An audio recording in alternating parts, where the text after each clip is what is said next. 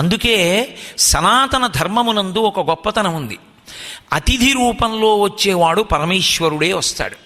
ఒక్కొక్కచో అయితే ఎన్నో దృష్టాంతాలు ఉన్నాయి. పరమేశ్వరుడు ఎప్పుడైనా విశేషంగా అనుగ్రహించాలనుకున్నాడు అనుకోండి, వాళ్ళ జీవితంలో అటువంటి అనుగ్రహానికి అవకాశం లేదు. ఎందుచేత అంటే గత జన్మలలో చేసుకున్న కర్మలు అటువంటివి. వాళ్ళు తాము చేసుకున్న పాపముల చేత చాలా బాధపడవలసిందే. కానీ ఇవాళ వాడు మారి భక్తితో ఉంటున్నాడు. ఇప్పుడు ఈశ్వరుడు అనుగ్రహించాలనుకున్నాడు. ఈశ్వరుడు అనుగ్రహించాలనుకుంటే ఆయన ఎలా అనుగ్రహిస్తాడు అంటే, ఎన్నడూ ఎవరి దగ్గర ఏదీ ఆశించకుండా పరమభక్తితో భగవంతుణ్ణి నమ్ముకుని జీవనం చేస్తున్నటువంటి భాగవతోత్తముణ్ణి అతిథిగా పంపిస్తాడు. ఆయన తప్పక నీ ఇంటికి అతిథిగా వస్తాడు. ఆయన అతిథిగా వచ్చి పడుకుంటాడు, అతిథిగా వచ్చి నీళ్లు తాగుతాడు, అతిథిగా వచ్చి అన్నం తింటాడు, అతిథిగా వచ్చి నీ సేవల చేత మురిసిపోతాడు. పరమేశ్వరుడు తనకి ఎన్ని యజ్ఞములు చేసిన కన్నా తనని నమ్ముకున్నటువంటి భాగవతుడికి చేసినటువంటి సేవకి పరవశించిపోతాడు.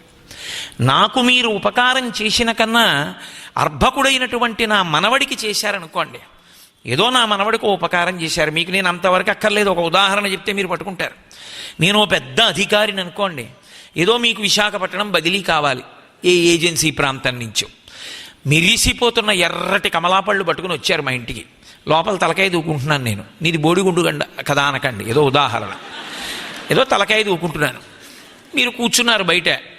నా మనవడు వచ్చి అంకుల్ అంకుల్, ఇప్పుడు అదే కదా అలవాటు, మామయ్య మామయ్య లేదుగా, అందుకే పోనీ మామయ్య మామయ్య ఉదాహరణ చెప్పుకోవడానికి, మామయ్య మామయ్య ఆ దానిమ్మ పళ్ళు నాకు ఇవ్వరా అని అడిగాడు. అడిగితే అయ్య బాబోయ్ మరి నేను బయటకు వచ్చినప్పుడు ఎలా, మళ్ళీ బదిలీ కావద్దు, అందుకని బాబు నీకు కాదులే నీకు కాదులే అని దాచేసుకున్నాడు. వాడు ఏడుస్తూ వెళ్ళి తాతగారికి చెప్పాడు, తాతగారండి తాతగారండి బయట ఎవరో మామయ్య కూర్చున్నాడు, దానిమ్మ పళ్ళు తెచ్చాడు, అడిగాను ఇవ్వలేదండి అని. నేను ఇస్తానులే నాన్న అని వాడు అలోమని ఏడుస్తున్నాడు. మా ఆవిడ వచ్చి చూడండి ఎవరో దానిమ్మ పళ్ళు ఇవ్వలేదంటే వాడు గుక్క పట్టి ఏడుస్తున్నాడు. అది ఎక్కడ లేని చిరాకు వచ్చి బయటికి వెళ్ళాను. వాడు లేచి నిలబడి దానిమ్మ పళ్ళు అక్కడ పెట్టి, అయ్యా నన్ను కొంచెం విశాఖపట్నం, నీ జన్మలో జరగదు వెళ్ళు అని ఆ దానిమ్మ పళ్ళు పట్టుకుపో, నాకు అక్కర్లేదన్నాను. వెనక ఇంకోడు వచ్చాడు, వాడు నా మనవడికి దానిమ్మ పళ్ళు ఇచ్చాడు. వాడు సంతోషంగా తాతగారండి తాతగారండి ఎవరో మామయ్య దానిమ్మ పళ్ళు ఇచ్చారని మురిసిపోయాడు చూసి. వాళ్ళ నాయనమ్మ గింజలు కోసిస్తే ఎంతో సంతోషంగా తింటున్నాడు. ఇప్పుడు బయటికి వెళ్ళి అమ్మాయి బాగున్నావా, కూర్చో కూర్చో కూర్చో కూర్చో, పాపం చాలా కాలం చేసావా, నేను ఫోన్ చేలో చెప్తానులే తర్వాత వేస్తాను ఆర్డర్, వచ్చి జాయిన్ అయిపోయి వాళ్ళు. ఎందుకని నా మనవడికి దానిమ్మ పళ్ళు ఇచ్చాడు కాబట్టి. అంటే నేను ఉదాహరణకి చెప్తున్నా. అంటే నాకు చేసిన కన్నా నా మనవడికి చేస్తే ప్రీతి పొందుతాను. నా మనవడు బాధపడితే నేను ఎక్కువ బాధపడతాను. పరమేశ్వరుడు తనకి చేసిన కన్నా తనని నమ్ముకున్న భక్తులకి చేస్తే ఎక్కువ ఆనందిస్తాడు. అందుకే అతిథి రూపంలో ఎప్పుడైనా ఈశ్వరుడు ఎవరిని పంపిస్తాడంటే పరమభక్తుడైనటువంటి వాణ్ణి, తనని నమ్ముకుని బతుకుతున్న వాణ్ణి ఇంటికి అతిథిగా పంపుతాడు. ఆ అతిథికి చేసిన మర్యాద చేత తాను ప్రీతి చెందుతాడు. ప్రీతి చెంది నేను ప్రీతి చెందాను కనుక నీకు ఇదిగో ఇంత ఉత్తమ ఫలితాన్ని ఇచ్చేస్తున్నాను అడ్డుపెట్టని అభ్యున్నతిని ఇచ్చేస్తాడు. అందుకే భాగవతంలో దశమస్కంధంలో మహానుభావుడు ఆ నందుడు గర్గుడు వచ్చినప్పుడు అంటాడు, ఊరకరారు మహాత్ములు ఆ రథముల ఇండ్ల కడకు వచ్చుటలెల్లన్ కారణము మంగళములకు మీరొచ్చుట శుభము మాకు నిజము మహాత్మా అంటాడు. ఊరకరారు మహాత్ములు, ఆయనకేం కోరిక, ఆయన ఎందుకు వస్తాడు, ఆయనకేం పంచల్ చాప్ మీద వెర్రా, ఎవరో పెట్టే అన్నం మీద వెర్రా, ఆయనకేం కోరిక లేదు. ఆయన అలా వచ్చేవాడు కాదు, ఉండేవాడు కాదు. కానీ ఆయన రావలసి వచ్చింది, ఉండవలసి వచ్చింది. దేని కొరకు? భగవత్కార్యం మీద ఉన్నాడు. లేదా అతిథిగా ఈశ్వరుడు అలా కూర్చోపెడతాడు చమత్కారంగా. అందుకే పూర్వం ఏ పుణ్యం ఎలా రక్షిస్తుందో ఎవరికీ తెలియదు. అసలు ఆ పుణ్యం జరిగిందని తెలియదు. తాను ఇల్లు కట్టుకుని సుఖించడం గొప్ప కాదు. ప్రతి ఇంటికి బయట అరుగులు కట్టేవారు. ఎందుచేత అంటే అరుగులు ఉన్నాయనుకోండి, అటుగా వెళ్ళిపోతున్నటువంటి బాటసారి ఒక భక్తుడైనటువంటి వాడు విశ్రాంతి తీసుకోవడానికి అరుగు మీద కూర్చోవచ్చు, లేదా అరుగు మీద పడుకోవచ్చు. అలా కూర్చున్న కారణం చేత ఆయన కాసేపు సేద తీరాడు కాబట్టి భగవంతుడు ఎంతో సంతోషపడతాడు. వీడు అరుగు కట్టాడు, యజమాని లేడు, తెలియదు, ఆయన కూర్చున్నాడని కూడా తెలియదు, యజమాని ఎక్కడో లోపల ఉన్నాడు. కానీ వాడు వచ్చి కూర్చున్నాడు, నా భక్తుడు సేద తీరాడు, కాసేపు కాళ్ళు నిప్పి తగ్గాయి. నా భక్తుడు సేద తీరడానికి ఆ ఇంటి అరుగు ఉపయోగపడింది కాబట్టి యజమాని ఖాతాలో వేస్తాడు. ఎప్పుడు ఏది చేశామో మనకి తెలియదు. ఒక్కొక్కసారి ఆయన అతిథి అన్న విషయం కూడా మనకి తెలియదు. అందుకే అతిథి అన్న మాటని అమరకోశం చమత్కారంగా మాట్లాడింది. అతతి సతతం గచ్చత్తీతి అతిథి అంది. ఎప్పుడూ తిరుగుతూ ఉండేవాడు. నేను మీతో ఒక ఉదాహరణ చెప్తే మీరు బాగా పట్టుకుంటారు. అప్పుడప్పుడు పాదయాత్రలు చేస్తుంటాం మేము కాకినాడ నుంచి. మా సత్సంగం వాళ్ళందరం కలిసి ఏదో దగ్గరున్న దక్షారామ క్షేత్రమో అన్నవర క్షేత్రమో అందరం భజన చేసుకుంటూ పాదయాత్రగా వెడుతుంటాం. ఒకసారి దక్షారామం వెడుతున్నాం. అలా వెడుతున్నప్పుడు ఓ ఇంటికి చాలా పెద్ద పెద్ద అరుగులు కనపడ్డాయి. అందరం సేద తీరడానికి భజన చేసుకుంటూ అరుగులు ఎక్కి కూర్చున్నాం. ఆ ఇంటి యజమాని తలుపు తీశాడు. ఎవరు మీరని అడిగాడు. అయ్యా మీకు ఇబ్బంది అయితే వెళ్ళిపోతాం, ఏదో దక్షారామం వెడుతూ సేద తీరడానికి కూర్చున్నాం అన్నాను. ఆయన అన్నాడు, అయ్యా మీరు వెళ్ళిపోకండి, ఇప్పుడే వస్తాను అని గబగబా లోపలికి వెళ్ళి ఆయన భార్యకి చెప్పి ఇంట్లో ఉన్న పెరుగు మజ్జిగ చేసి అందులో నిమ్మకాయలు పిండించి బయటికి తీసుకొచ్చి అందరికీ సేద తీరండని మజ్జిగ ఇచ్చాడు. ఇప్పుడు అందులో వెడుతున్నవాడు ఎవడు తన స్వకార్యం మీద వెడుతున్నవాడు కాడు, భజన చేసుకుంటూ ఈశ్వరుడిచ్చినటువంటి శక్తి అని పాదచారులై దక్షారామ దర్శనానికి వెడుతున్నారు. వాళ్ళు బంధువులా ఏమీ, కానీ అంత ప్రేమగా ఆయన ఇచ్చినటువంటి ఆ మజ్జిగ ఆయన వంశంలో ఎవరిని ఎప్పుడు ఎందుకు ఎక్కడ ఎలా కాపాడుతుందో చెప్పడం సాధ్యం కాదు. అది ఎక్కడైనా కాపాడచ్చు. అందుకే భాగవతంలోనే ఒక ఘట్టం, యశోదాదేవి ఒకప్పుడు చిన్ని కృష్ణుణ్ణి పెట్టుకుని కూర్చుంది. చిన్ని కృష్ణుణ్ణి పెట్టుకుని కూర్చుని ఉండగా అకస్మాత్తుగా తృణావర్తుడనేటటువంటి రాక్షసుడు వచ్చాడు. ఒక గడ్డి పరకని సుడిగాలి ఎలా తిప్పేస్తుందో అలా తిప్పేస్తాడు. అంతటి బలవంతుడైనటువంటి సుడిగాలి రూపంలో వచ్చాడు.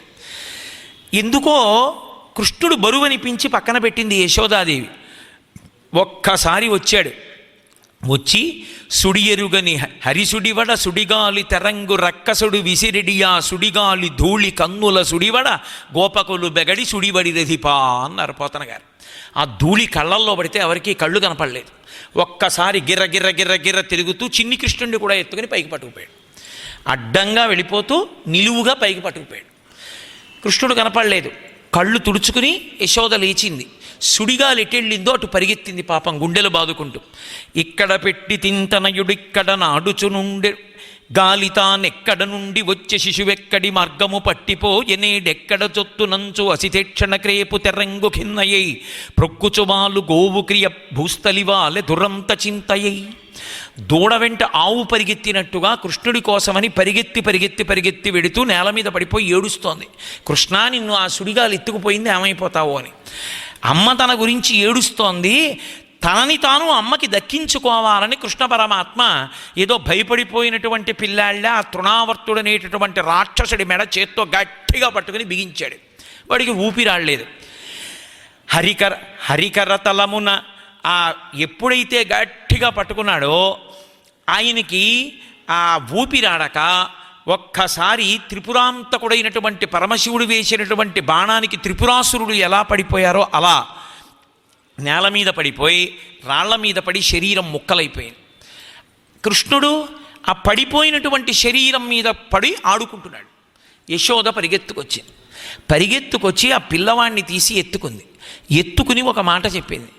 గత జన్మంబులని మినోచితిమో ఎవ్వరికేమి పెట్టితిమో ఏ చింతారతిన్ పొద్దుపుచ్చితిమో యాగశ్రేణులేమేమి చేసితిమో ఇప్పుడు చూడగంటిమి చటన్ కృష్ణార్భకున్ నిర్భయున్. ఆవిడ చెప్పిన మాట గత జన్మంబులని మినోచితిమో. గత జన్మలలో ఏదో పుణ్యం ఉంది, ఏదో నోము నోచాను, అందుకు దక్కాడు బిడ్డ ప్రమాదంలోంచి. గత జన్మంబులని మినోచితిమో యాగశ్రేణులేమేమి చేసితిమో. యాగశ్రేణులు ఏం చేశామో, గత జన్మలో చేసింది ఏదుందో అది తప్పించింది పిల్లాడికి ప్రమాదాన్ని.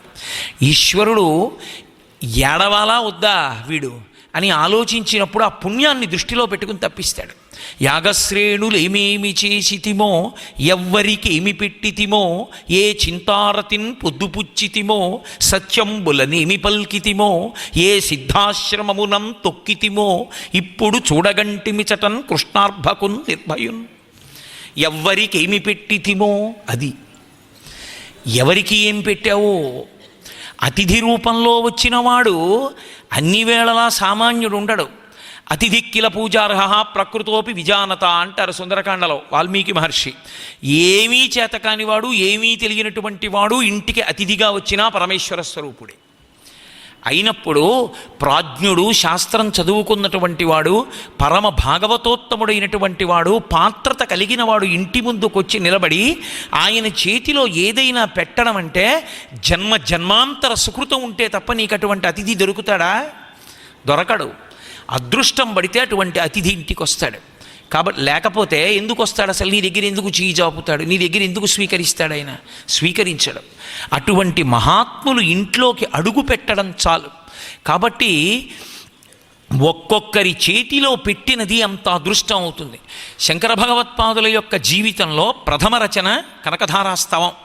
కనకధారాస్తవం దీన్నే బయటపెట్టింది. ఒక వృద్ధ బ్రాహ్మణి, ఆమె పరమదరిద్రురాలు ఈ జన్మలో. భర్త పరమదరిద్రుడు. ఏకాదశి ఉపవాసం చేశారు. ఆ రోజు ద్వాదశి తిథి. ద్వాదశి నాడు పారణ చెయ్యాలి. ఎంత తొందరగా వీలైతే అంత తొందరగా ఉపవాస దీక్ష విరమించెయ్యాలి.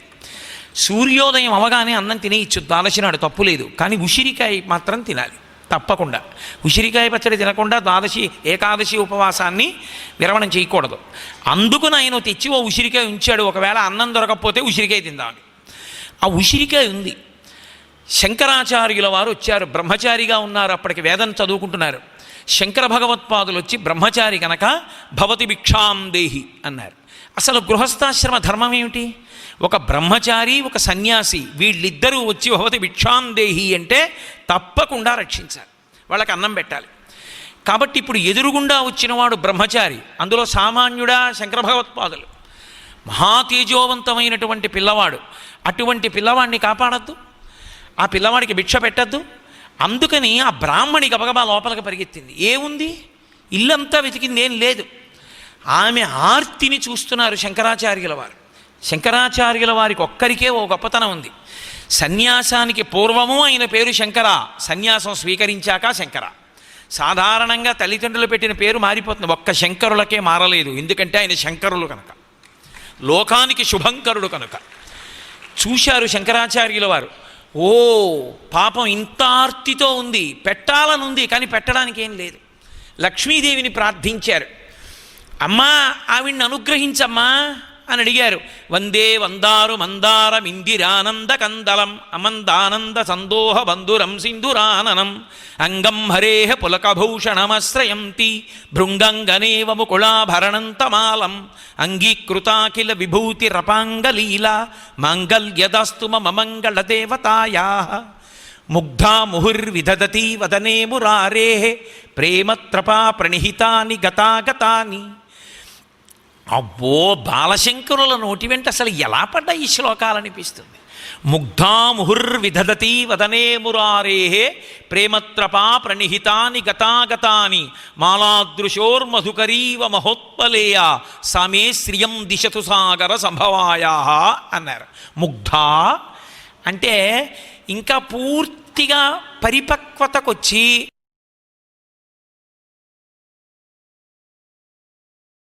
మేము చేసే వీడియోస్ మీ మొబైల్కి నోటిఫికేషన్గా రావాలంటే సబ్స్క్రైబ్ చేసుకుని పక్కనే ఉన్న బెల్ ఐకాన్ కూడా యాక్టివేట్ చేసుకోండి.